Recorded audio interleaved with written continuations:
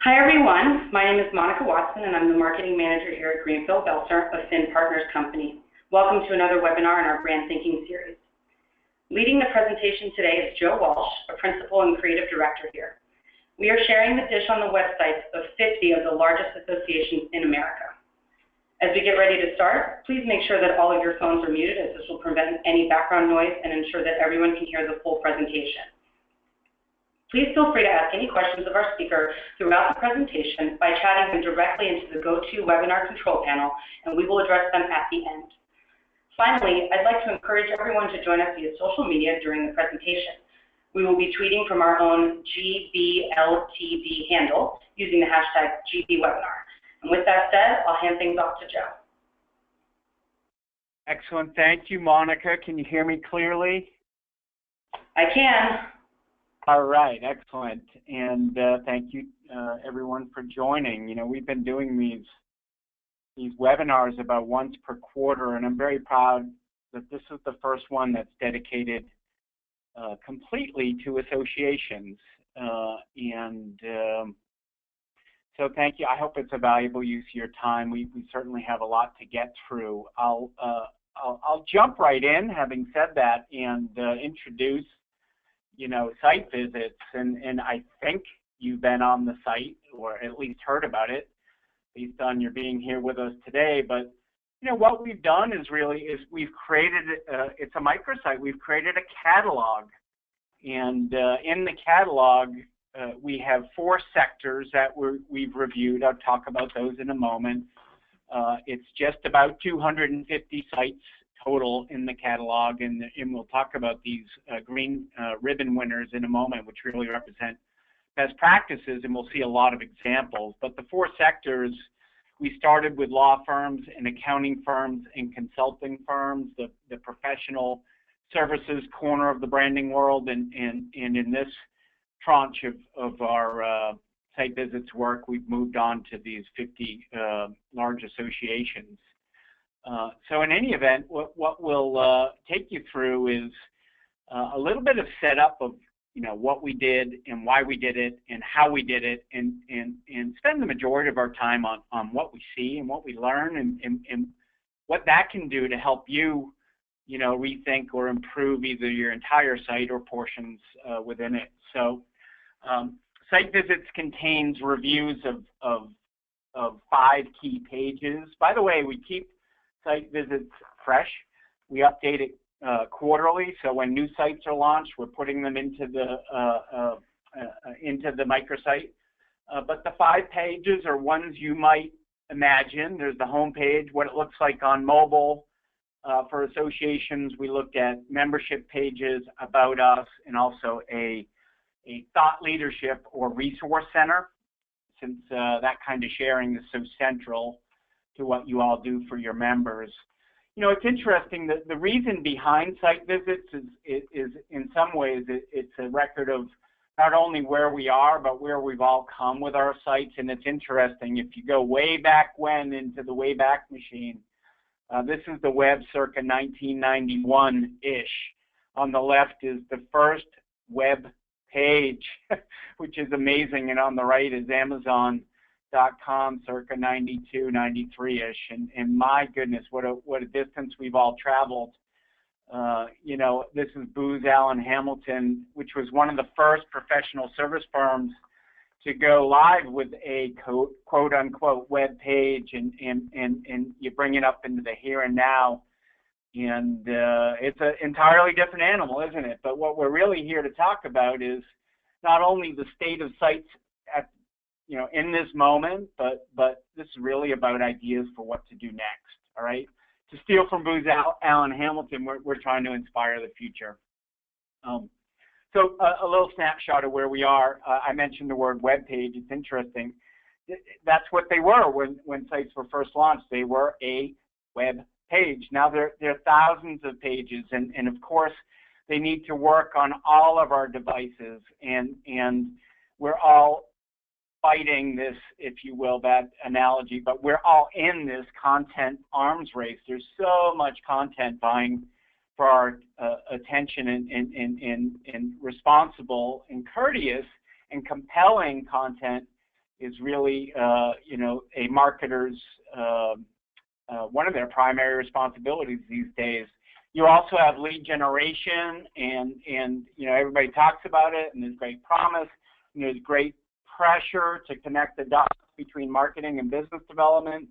And then lastly, you know, oversimplifying the realities today, we have all this new technology, right, and how it's all integrated together, and what do we do with all that? So that's kind of the snapshot of the realities. It's interesting, you know, web pages used to sit out on their own, and now they're a single node in an interconnected system that we call the digital sales force.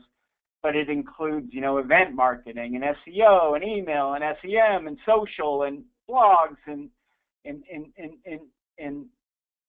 you know, if you look at it this way, and maybe you haven't thought about it this way, you know, our responsibility is to bring people through this pipe, and you know, technology is obviously a driver.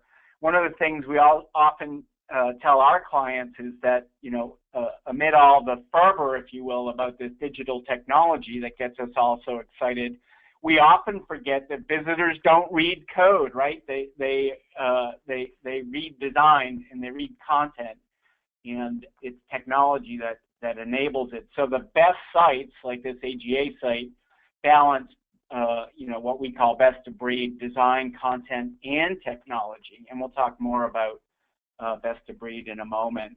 So Greenfield Belser, if you don't know us, you know, we have a couple of organizing philosophies. One is that if you design anything, it has to be linked to strategy. It isn't just making it pretty, so to speak, and there's other philosophies, and we're going to talk about this one in depth, that, you know, you can't just generate content in this day and age. It has to be stuff that earns, keeps, and you know, really people's attention, and then helps them do their job. So as it relates to associations, you know, our clients are all somewhere within the professional services world, but, you know, associations, since we're based in DC, are part of our bread and butter, and we've worked with 50 or so. Some you might know, like SHRM and the American Management Association and International Trade Association. So your world is familiar to us. And so as we take you through our best practices, we'll layer in some of what we've seen in our own clientele. So the methodology is pretty simple, but I do want to touch on who we looked at in our reviews. Site visits contains, obviously, the 50 of the largest U.S. associations. There's the AmLaw, which stands for American Lawyer Global 100. It's large law firms. The 50 largest accounting firms, 50 most prestigious consulting firms, and then, you know, when you get into the site itself, you see that they're organized by head count. That's just data we were able to, you know, grab doing some internet research. So in any event, I want to introduce the criteria we used, which is somewhat experience-based, somewhat subjective, but at least there's criteria. Again, it's these 5 pages: home, mobile, thought leadership. In the case of associations, we're looking at about us pages, and also at membership drive pages. When you look closely at the criteria, when it comes to home, you know, we're looking at whether the site successfully delivers a brand promise, is easy to get through, is focused on the market and not the organization, you know, a courtesy in marketing these days. On mobile, we want to know that it works on the device and you don't have to drive off the road trying to find a phone number. As it comes to, you know, thought leadership and if you will, publication delivery or resource delivery, we're looking at sites that deliver like a great news magazine. We'll talk more about that. You know, on membership pages, do they humanize the offering? Do they speak to the reader as, you know, if you will, business to human? And do they sell hard enough, frankly? And then about us, kind of the same story. Is it a compelling case? Do we have something to say that's valuable to say about ourselves? One thing that just pervades all that we've done in our review is what we call Mom's Rule, and that is if you don't have something nice to say, you don't say it. This isn't like Siskel and Ebert thumbs up and thumbs down. You'll see if you've been on the site, and if you go back to site visits, that every review starts with what we like about the site. Our job wasn't to, be critics. Our job was to find things that are good ideas and to bring them to the forefront. And so every review has that kind of positivity to it, which we think is helpful in a political age when positivity is desperately needed. And then lastly, the ribbons, they're somewhat subjective. They tie to our best practices, but we've called out winners for all kinds of things, like overall look and feel, whether the messaging is concise, if they had a good resource center, if they did a marvelous job with humanizing the offering, things like that. And you can see a list of the green ribbon winners, through the nav on site visits. Okay? So there's the setup. Let me just take a breath. And Monica, make sure, I'm just going to double check with you to make sure you're hearing me clearly. So go ahead and weigh in for me. Yep, I can hear you. Fantastic. So here's what we saw. We've organized our findings, if you will, and I'm air quoting here, into observations. In observation one, there's 8 of them. And there's going to be a lot of examples, and by the way, some of them will be outside the association world. We think it's healthy to look outside, your own sector to kind of steal ideas from others. But the first thing we saw is that what we call brand promises, which you could say are a tagline or a promise of value, are lacking on many sites. I'll tell you that when we aggregated the findings across 50 association sites, 44% of them had some kind of tagline to crystallize their value proposition. And by the way, as you compare that to, say, law firms or or consulting firms or accounting firms, associations are much more likely to use taglines, which we think is a good thing. Nice examples of associations that really have what we consider to be clear and understandable promises. This is CTIA, it's the Wireless Association. And what's clearer than everything wireless, right? More on the design to come a little bit later. You have AARP. I recently passed the 50 threshold, so I get all their stuff in the mail. But their tagline is real possibilities. It has that bit of optimism in it, but also that practicality in it, which pervades everything they provide by way of resources across their site and elsewhere. You have SHRM, which is our wonderful client for years, with a tagline, leading people, leading organizations. And if you don't know the acronym, SHRM is the Society for Human Resource Management. So that line is a perfect summation, an easily understood summation of what it is they're trying to do for the HR profession broadly and their members individually, right? Outside of that world, here's Polsinelli, which is a national U.S. law firm. They promise real challenges, or I should say real answers to real challenges. And Ernst & Young, one of my personal favorites. I grew up in the big 4, big 5 world, the big accounting and consulting world. Ernst & Young has a promise that's summed by the line, building a better working world, up here in the corner. But it pervades everything. It isn't just a tagline. It's the way they communicate and how they deliver content and what it all helps their clients and prospects deal with on a day-to-day basis. So it asks intelligent questions, and then it answers it with the better the question, the better the answer, the better the world works. And that isn't just on their website. It works in every virtual communications channel, whether it's web, whether it's social media, whether it's collateral, whether it's video, whether it's you name that media, whether it's in conversation, by the way. We call that conversational branding. It's just a soup to nuts, tied together, brand promise, brand look, brand feel that really suits this firm exceptionally well. Okay? I'm going to give you one more example of going deep with a brand promise. We don't think taglines should just sit on the corner underneath your logo or under the About Us section of your web pages.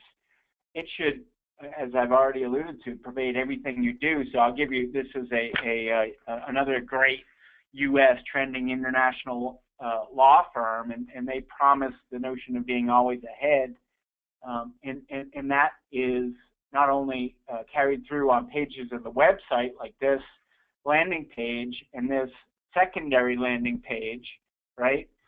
But it makes its way inside the site. This is their financial institutions industry page, or their career page, where they're promising potential hires that it's a resource the firm is to move ahead, or ads.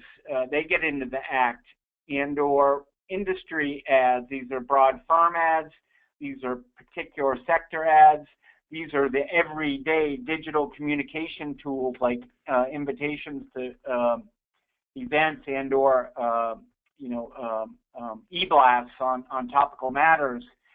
PowerPoint is in the act. Pitch books are in the act. This is for the food, beverage, and agricultural industry sector that Dorsey works within. And its information is not only organized to be half verbal and half visual, but it delivers proof, and we're going to talk more about that inside. And the proof can, in this case, come in the form of case studies. All right? So it's kind of a rinse and repeat model. I even do this with internal branding, the other side of the brand coin, and it just about appears everywhere you can imagine within their offices, whether it's door handles, screensavers, carpets, or even coffee mugs, one of my favorites, full steam ahead. So you can think of the brand promise every morning as you have your morning joe, right? So there you go. There's our example of a pervasive brand. So takeaway for you is don't just have a promise of value. By the way, our best definition of a brand is a unique identity based on a promise of value that's different than others. So you want to have that, but then you want it to touch every single thing you do, certainly every page in your site. So responsive design is now kind of mainstream. It's interesting how fast it became mainstream. It's only about 3 or 4 years old, or I should say it's been adopted broadly within the past 2 to 3 to 4 years. And now within your world, it's almost the complete standard. 68% of the sites we reviewed were responsive, and that's a very good thing compared to the professional service firms. You are much higher. You are much further along. We think that's probably because you operate a little more B2C, business to individual, than they do business to business. Whatever the reason, you're further along the curve with adoptive responsiveness. There are still laggards. We are not critiquing Aura's site here, but there are other examples where it's essentially the full site is delivered on the mobile device in the form of an eye chart that is discourteous. There's that word again. It's just hard to use. And what we see on the flip side to that is many associations which have moved to this fully responsive model, like API in the energy space. The Mortgage Bankers Association does a real nice job with responsive design and delivery, as does the Computer Technology Association. Wouldn't it be embarrassing if they weren't responsive? Others who have mastered the art, and for those of you who are in the 44% who are rethinking your sites, you clearly need to think about responsive design. It isn't hard to do, but it's imperative to do. This is Capgemini in the consulting space. There's a great law firm site, Morgan Lewis, which is a global law firm. And so if you're not there, we'd say you better run, not walk to getting there, because you almost look behind the times if you're still in the old non-responsive world, or certainly not mobile friendly. This is an accounting firm based in the Southeast U.S., also doing a real nice job across all devices. This one is very near and dear to Greenfield Belser, and probably many of you, the sites we reviewed and looked at are still dominated by words versus what we call visual content. And visual content doesn't mean it has a picture to break up all the words. I already mentioned we're in the height of the political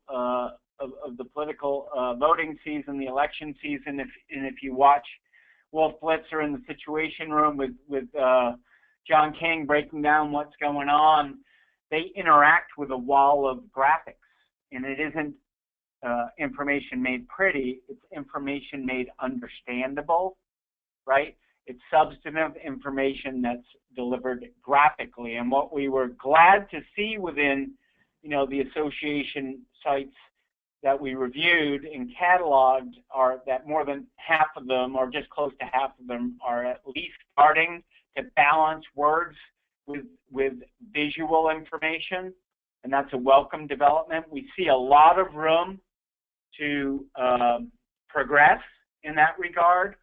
So here's the American Diabetes Association and the Edison Electric Institute, EEI, and it's an all too common kind of recipe, if you will.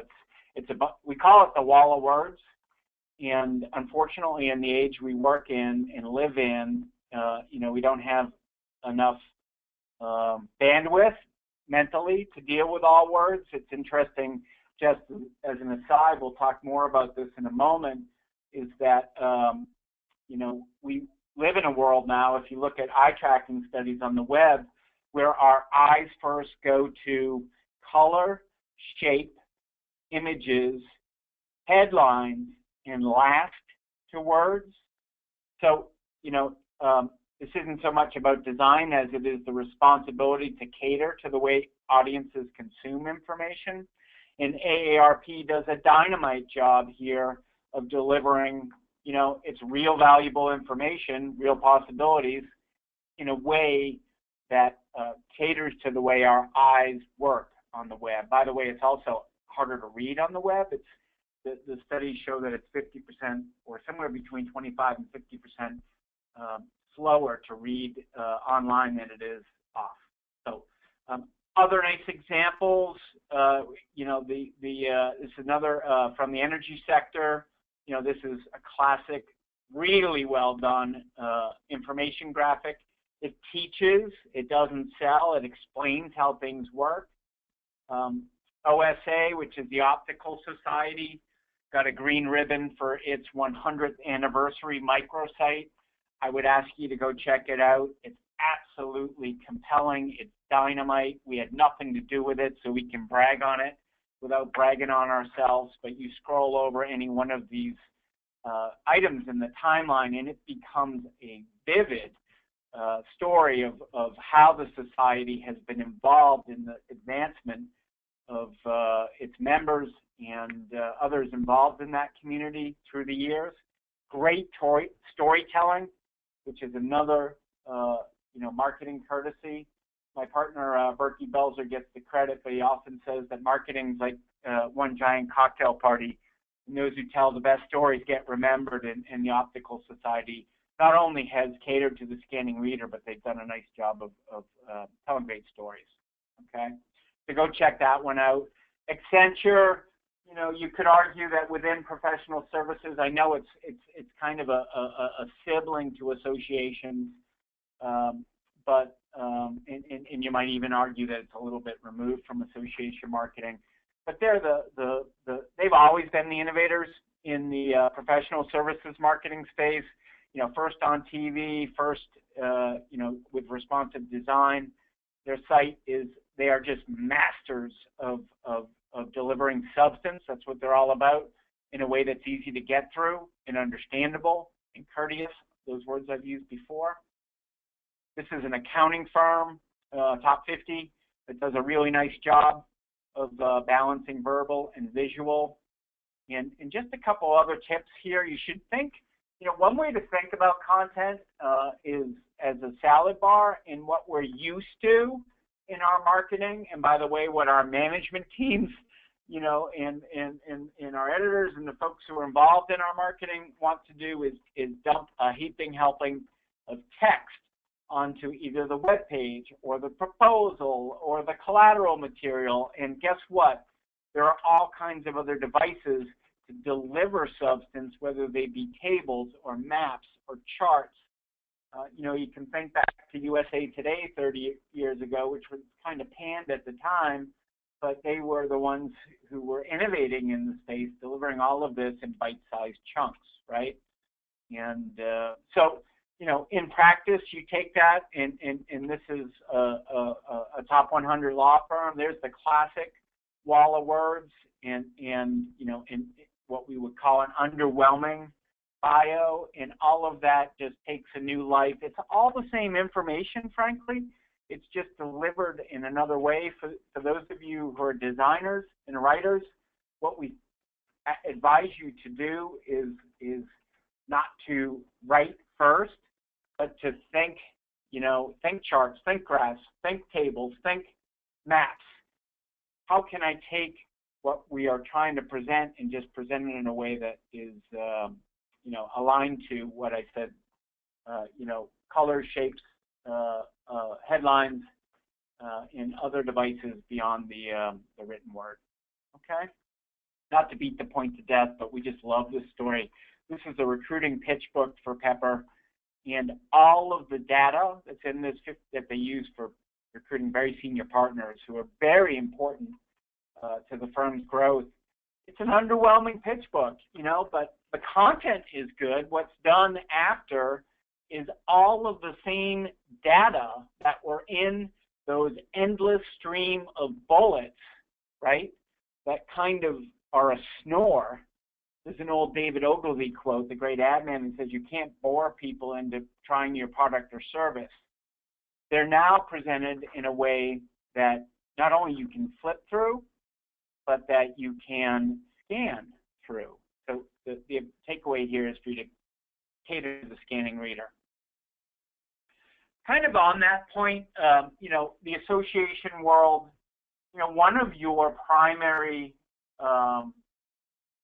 shared missions, and I don't mean to, kind of oversimplify here, but one of the, the causes you all have is to share information, whether it's publications, whether it's web pages, whether it's white papers, whether it's, your own seminars, that is useful to your members so that they can be better at their jobs or in delivering their causes. And what we see lacking in a lot of these resource centers is what we call editorial simplicity. And again, it's just like we're overwhelmed by all this information. The simpler it is and the easier it is to get through, the more likely they're going to pay attention to it. So this is from the Content Marketing Institute. It's basically just saying that all marketers are going to increase the volume of their content marketing efforts, so either significantly increase or increase over the next 12 months. And guess what? The things that they're going to be publishing more of are articles, social media, things like blogs, e-newsletters, case studies, in-person events, videos, white papers, all the things you want to produce too. The point is, with I like to joke that content marketing is the new black. Everybody's wearing it, but if everybody's wearing it, then everybody's going to kind of look the same. So the point is, with an editorial mindset, you get a chance of getting more of your content paid attention to. What we see too much of is a listing of everything we've published, kind of like the back of a phone book, or a classic wall of words here, or a itemized list with bullets, or even some with small pictures.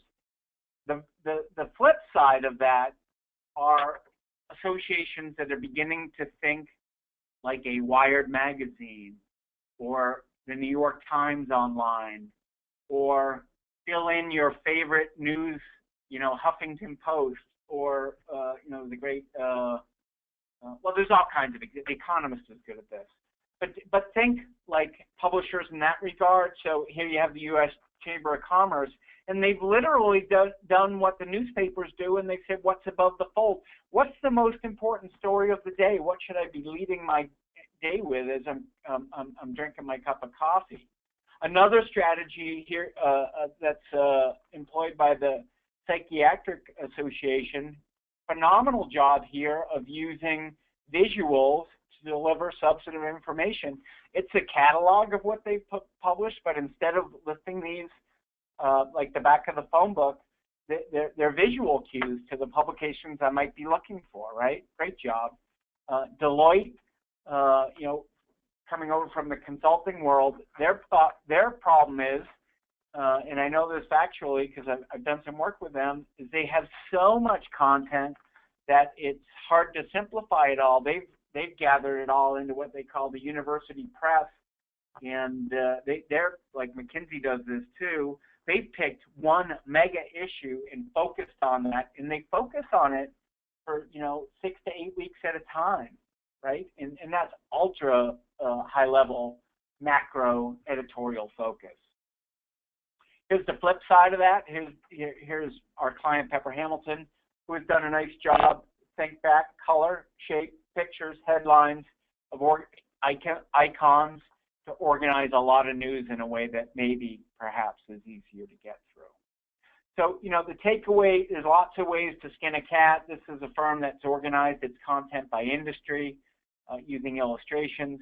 Our point is, when it comes to these resource centers, what we want to see you move away from is is words and towards not only the substantive information delivered graphically, but also more of an editorial mindset. And so off the pulpit on that one, but that's observation number 4. Monica, just a quick check. Are there any questions you've seen that have come in yet that we might address at this time? No, I haven't. I think we're okay at the moment. Great. So I'll just press on and bring you through these next couple of observations. We're doing good on time. This one's a personal. I don't want to call it a vendetta. That's the wrong word. It's a personal cause of mine. I grew up in the Anderson family, the Arthur Anderson consulting world, and I joined in the early 90s. It always amazed me that we spoke to our clients like they were institutions, like they were large businesses. And you know what? They were. They were these large institutions and they were these large businesses, but we were serving and selling to people who had very real human problems. And one of the things we've been championing through the years is, how do you, as marketers, speak to individuals and not just institutions? So observation, we find it somewhat ironic that all of your associations, they are by definition people-driven organizations, yet we still see more of an institutional look and feel in your associations, and less of those personal connections. And we think that's a mistake. And I won't drag you too far into this point, but I think, and I don't have the chart to show it, you can think of classically of marketing as a two-step dance. There's a left brain part of marketing, which is very analytical, and when people consider you and want to choose you, or when you're doing your own shopping, it's the same thing. You build a list and do they have experience with issues like mine, and have they served people like me, and do they come across as at a price point that I think is affordable? Those are all very left-brain things, but when it comes to choice, it's typically a comfort thing. You know, do I trust them? Will I like working with them? Can I see myself, you know, being part of that organization? And my point, and I hope you're getting the point, we'll get to some examples here in a moment, is that there's too much left brain in the communications and not enough balance on the right brain side or the human side.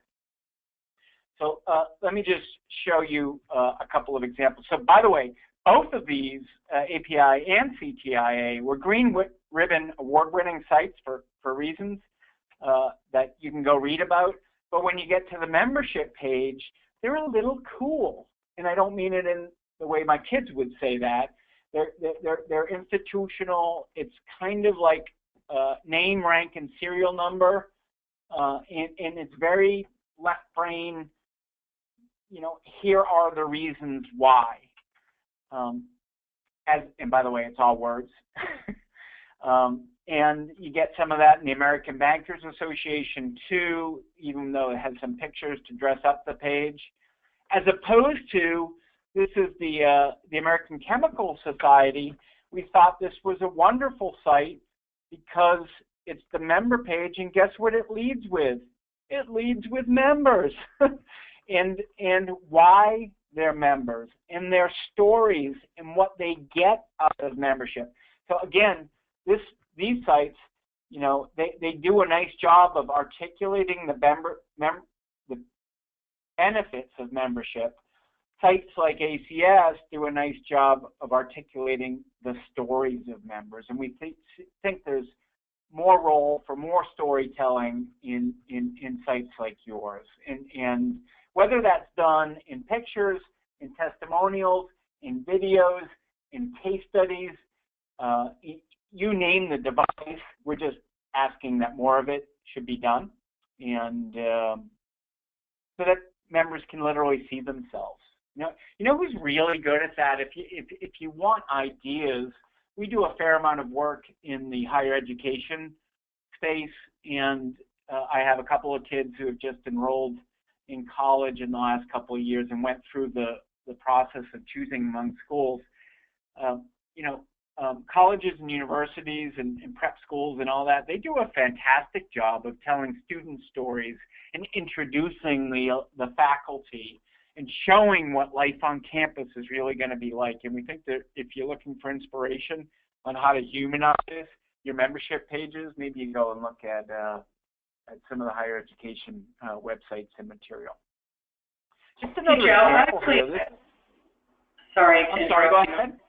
I've got a couple questions if you're interested in answering some of this now. Yeah, sure. Okay, so the first one we got was, how does having a graphics-heavy or visuals-heavy website impact SEO? Great question. So I'll use our own personal experience, and I'll the reality is it should have no effect whatsoever. So I've just clicked over to the Greenfield Belser website, and I'll just go in, and this isn't patting us on the back about our web design. I just want to show you, I want to illustrate my point. The graphics-heavy approach should not affect your SEO if you do it the right way. And let me just give you a real example of this. So we're on our services page, or let me do it even better here. Let me go to the associations page on our website. So we have graphics. This is all of our latest publications that might be of interest to folks in the association world. We have case studies that are visual, that might be of visual interest and other interests to prospective clients in the association world. But we also have, copy. And all of this is SEO-friendly copy. I mean, we needed, 250-ish words to get all of our right keywords and all that. It's there on the page, but the design devices, it's just almost, if you will, hidden behind this. It's just one device, but it's hidden behind that graphic-heavy information. So my 2-point takeaway, number one, You still need to pay attention to SEO, right? But there are design devices to, if you will, get you away from that wall of words while still accomplishing the SEO goal. You got another question? I do. Okay. Well, not necessarily related, but it's a little bit longer, so bear with me. These observations are interesting, and it's easy to look at sites and see what the strengths are, but as an organization, some of these are a heavy lift to do and maintain on an ongoing basis. When it comes to content, can you offer insight on how to do content in the ways you were talking about? What resources are needed to do this on an ongoing basis? Is there a good case study to look at of someone who has done this well? Yeah, so well, this will seem completely self-promotional, and I don't mean it that way, but you'll find tons of case studies on our website of like before and after of firms that have done content and moved it from, all words like this to visuals. By the way, API, and I'm not picking on them because they've done within the same site, and this will be the second part of my answer, they've done an amazing job with some very visual content. So one of my other pieces of advice to you to this particular question, by the way, let me just show API. The other example I used, I believe this is it, but this is within the API site too, so they get kudos for doing a nice job balancing verbal and visual in certain parts of their site. Honestly, doing the whole site that way is a massive labor of love. So my advice to you is to pick a room in your site.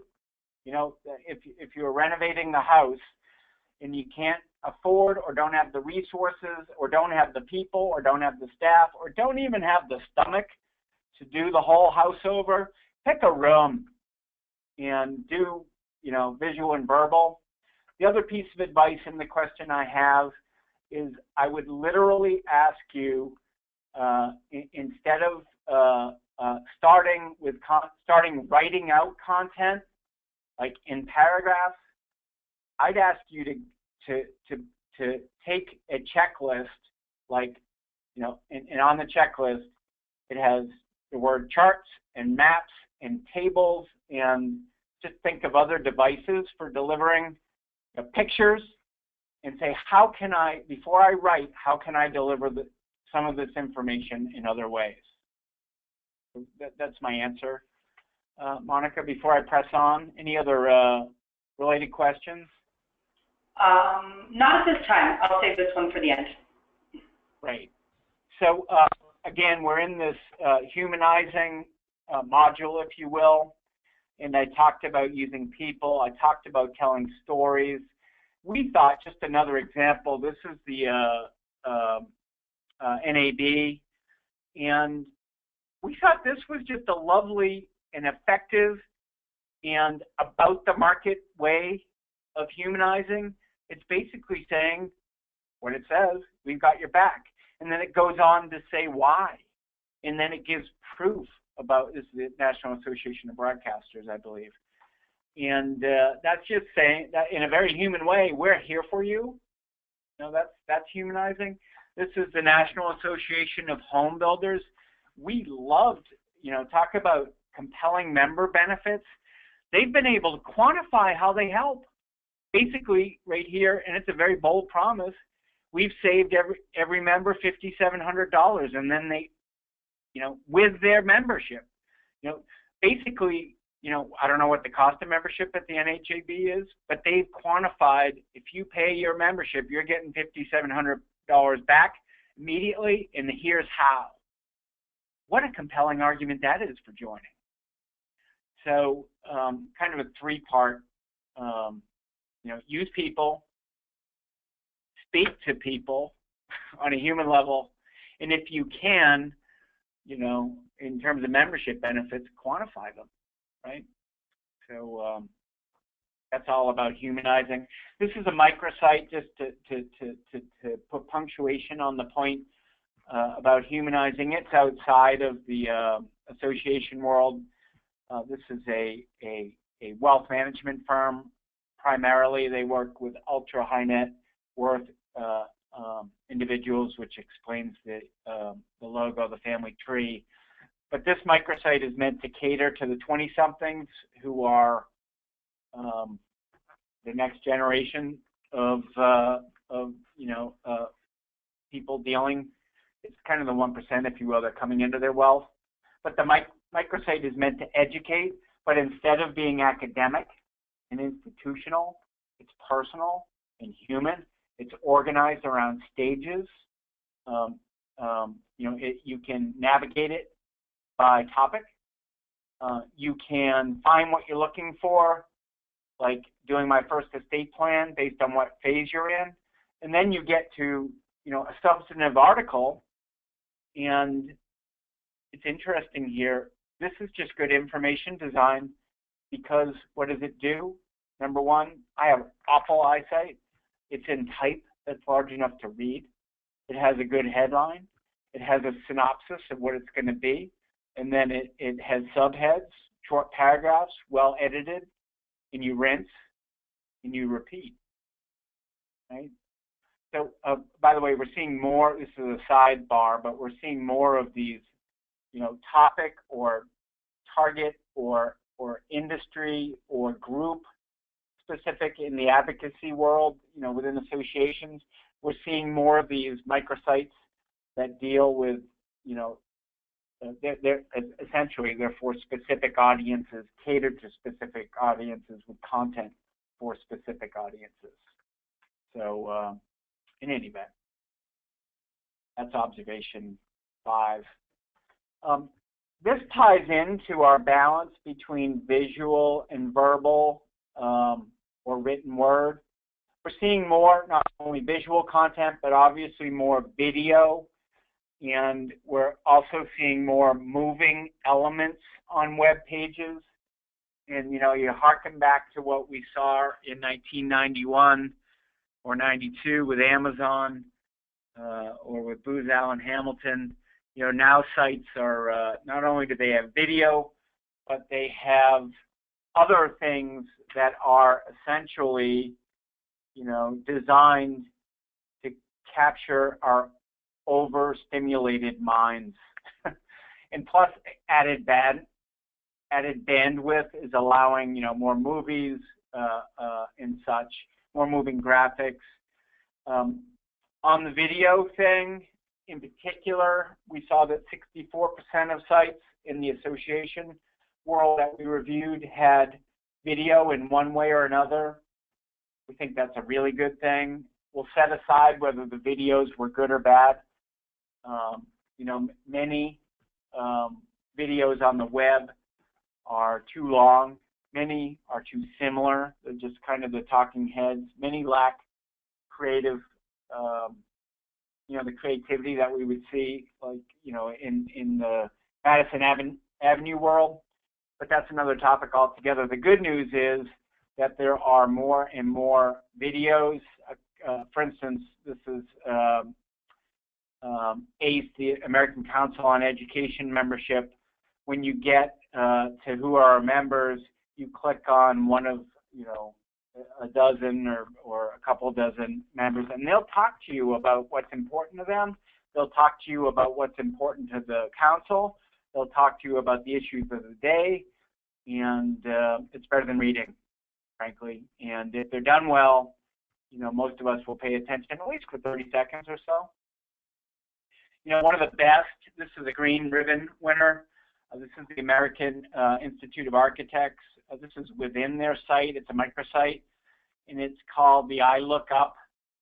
It's called the I Look Up Initiative, which is a fantastic, for architecture, especially for big buildings. It's just a fantastic name, but it's a whole initiative to demonstrate the value of architecture in America, and it is comprised of videos that members take basically as they walk around with their phones and contribute to the conversation along with their pictures as they travel across America. It has a social media component pound I look up, or my kids tease me. Hashtag I look up, I call it pound. Other moving devices, I don't have this site live, but this is fully a big, AmLaw 100 law firm. You get to this site, and that ocean literally moves behind big data. It pans back and forth. We're seeing more and more of that on site. Again, the idea is to draw people in and create visual interest. We're also seeing these devices move in and out on the page. As you scroll from one section to the other, it's animated. And again, you can call that superficial. But the reason designers are doing it and the reason content providers are doing it is literally to say, look at me. And there's a responsibility for that. There's a great quote from Andy Warhol, which we share a lot. It says, I'm superficial. I might be superficial, but I'm deeply superficial. And some of this has a depth to it, right? And it isn't just to be avant-garde design. It's to make people stand up and pay attention. Hey, Joe, I did have a question about video, and if you've got, an optimal length for a web video, what's your thought on that? Yeah, great question. So our rule of thumb is 60 seconds. It's like a Madison Ave TV spot. 30 seconds, 60 seconds. Think TV spots. And guess what? If your video, or if you have more to say than you can accommodate in 60 or 30 seconds, the courtesy is take your 4-minute video and break it into 4 one-minute chunks and earn people's permission, if you will, to go to the next chunk. So, for instance, you watch the first minute, and if you're still interested, you ask them, would you like to see part 2? As opposed to making them roll their eyes and saying, oh my God, this thing's 4 minutes long, I'm bailing. So basically, remember the classic Seth Godin permission marketing as it applies, which had a different context, but if you apply it to video, it's like buy their permission to watch video in bite-sized chunks of 30 or 60 seconds. So great question. We call it the 60-second rule. We also tease our own clients when they want us to do feature-length videos. We're like, well, we're not Ken Burns, and we don't have his gift for the craft. And by the way, at work, people aren't watching feature-length films. So a minute, 30 seconds-ish. All right. A minute 15 is okay. A minute 30 probably is 30 too long. Good to go on there, Monica? Yes. Great. I have two last points for you all, and then we'll wrap it up and get you back to work. We'll get about 5-10 more minutes of content here and answer some final questions. Observation 7 is this old template is still too common. There's a visual and verbal vocabulary that dominates association websites, causing a sea of sameness. By the way, this isn't just about associations. There's a visual and verbal vocabulary that dominates law firm websites. There's a visual and verbal vocabulary that dominates supermarket websites. There's just like when you get into a category or a sector, there's kind of a way to do it. And, what we're seeing within your world is too much use of what we call the rotating carousel. And 72% of the sites we review use this device, and you can just maybe picture your own. This piece of real estate here has 5 buttons, and you click through them, and it's got this L around it of other information, which, by the way, we call this TMI, too much information. It doesn't have that editorial simplicity that we saw in like the Above the Fold or in the Booz Allen Hamilton site of today, or in Accenture site, or in, if you went to, I'm trying to think of another one top of mind that's really wonderful. McKinsey has a great site. Outside of, our world, go to Apple's site, and they do a great job of using something other than the rotating carousel. But here you go, 1 Mississippi, 2 Mississippi, 3 Mississippi, and it's rinse and repeat. And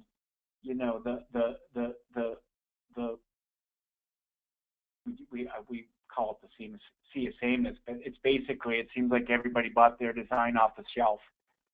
And we're encouraging you to break out of the mold, break the mold, and apply all these other best practices simultaneously. There's API.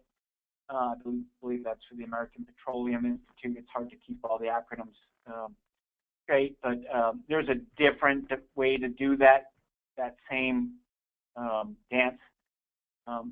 Here's CTIA, which we talked about earlier. They basically, have used almost like a social media type device to get through different types of content. We're all used to our conversational blurbs in email. So there's a what's the word? A symmetry here, or a logic in CTIA using that kind of device to deliver substantive information. There's pharma, which it's still a rotating carousel, but at least they gave it a little bit of a different design look and feel. If you really want to break out and go look at other ideas within site visits, this is Fragaman, which is a immigration law firm worldwide. Honestly, we didn't do this design. We applaud it for being unconventional and actually groundbreaking. It's a little bit hard to use in spots, so you have to balance hard to use with breaking new ground. But by and large, it was a wonderfully refreshing way to get at the same information, and we think refreshing is good. Same topic, different example. This is a global law firm based in China, in Kings and Wood Mallets, and they're also very big in Australia.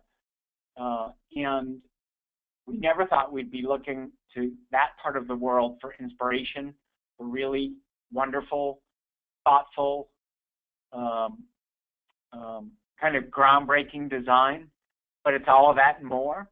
And we invite you to go to their site and check it out.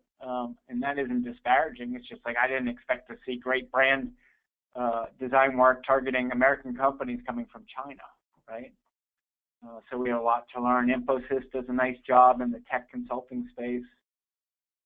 Accenture, as I already mentioned. By the way, they also use the moving thing. This is this image is a 360 image of that circles around the Golden Gate Bridge. By the way, that doesn't mean you need to go hire a helicopter and fly around the Golden Gate Bridge. Go to Getty Images, go to your stock house and click on video, and you can just as easily license or purchase affordable imagery that's moving imagery, that's video imagery, as you can a piece of stock. Okay? And we're going to talk more about that in a second. I mentioned McKinsey is a really nice model to go look at for inspiration. They've since changed their site, but it's still dynamite. So my last item is observation 8. Associations, when it comes to imagery, they play it really straight, and it's very literal. There isn't what we call any power of engagement in the images. It's meant to be straight up. This is the American Medical College, and here's a picture of a bunch of pills, and the pills have to do with opioid epidemic, which is tragic. And I'm not picking on, but what I'm saying here is news and advocacy. We show a picture of Capitol Hill. Medical school, teaching hospitals, we do a stethoscope. And, you understand it, you understand why they do it, and you understand why the National Restaurant Association chose the upcoming meeting right?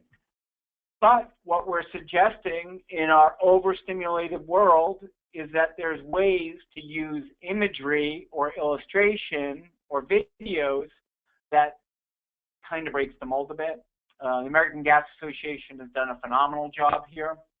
I showed their site early as an example of blending best-of-breed content and design and technology. They also have their very own imagery style, and it's theirs. You can't take it from them. You can't find it. You can't find that same image used by, an allied organization, on someone else's website. We're doing work with one. I won't name the name, but we're doing work with one of the major dental associations, and there's 8 or 9 of them. And if you went to the major dental association websites, you see all the imagery on one site used by, the association on the next site. And it's basically, how can I tell these all apart if they all look and feel and sound the same? So we'd invite you to get outside the imagery box a little bit. A couple of examples. This is an accounting firm in the Southeast. This piece of imagery illustrates information security. This is another accounting firm.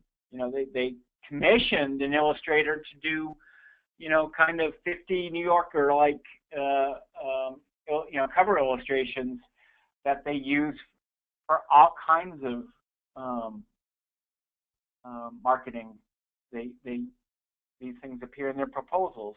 They appear in their seminars. They appear on their web pages. They appear in their,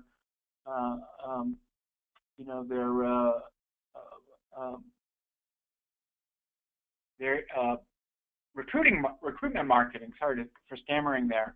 But the point is, they paid the illustrator about $100 per illustration, maybe up to $500 per. But that's the amount of money they would have paid for finding the image on name that stock house that the next accounting firm is licensing to. So it's their own. So before we get to final questions, I just want to wrap up. Site visits to us is really a celebration of how far we've all come with our sites. Look, this is 1996. And, this is 2016, and, what matters most is what's next. Who knows? What will we be talking about in 5 years that's like responsive design that we haven't even all thought about at this moment in time? I'll tell you one more thing before we move to questions. It used to be, we do, about half of our work is just traditional branding work, and the other half is digital website work.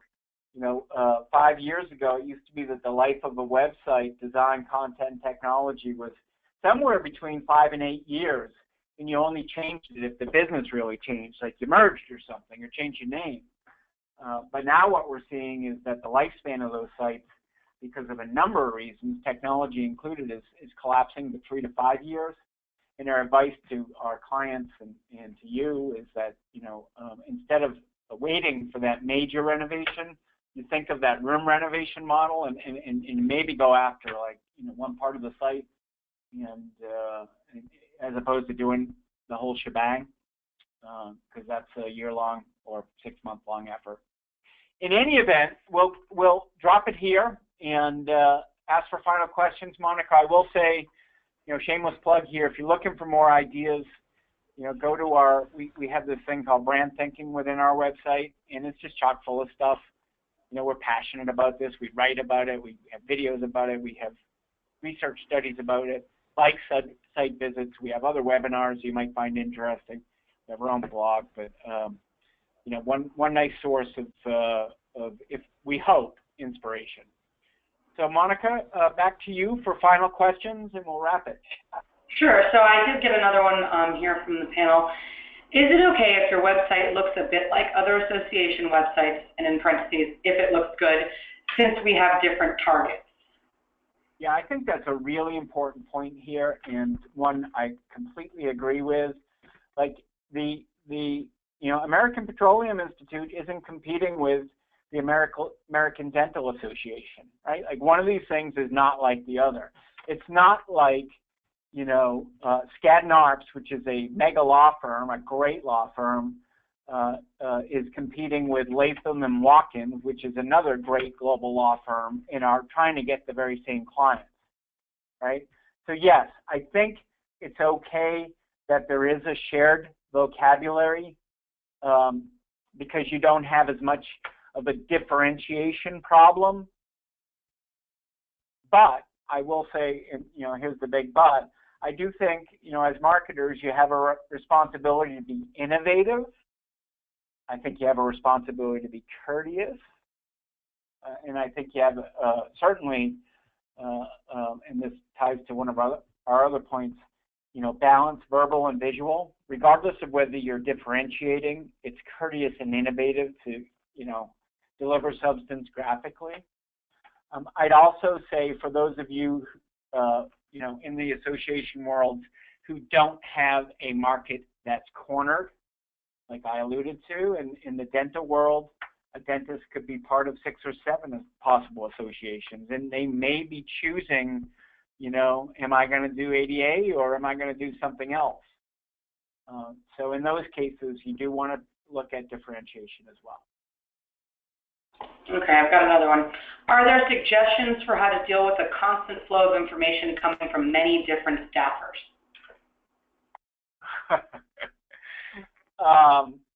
I would infer that that's kind of, if you will, an internal competition for space on the site.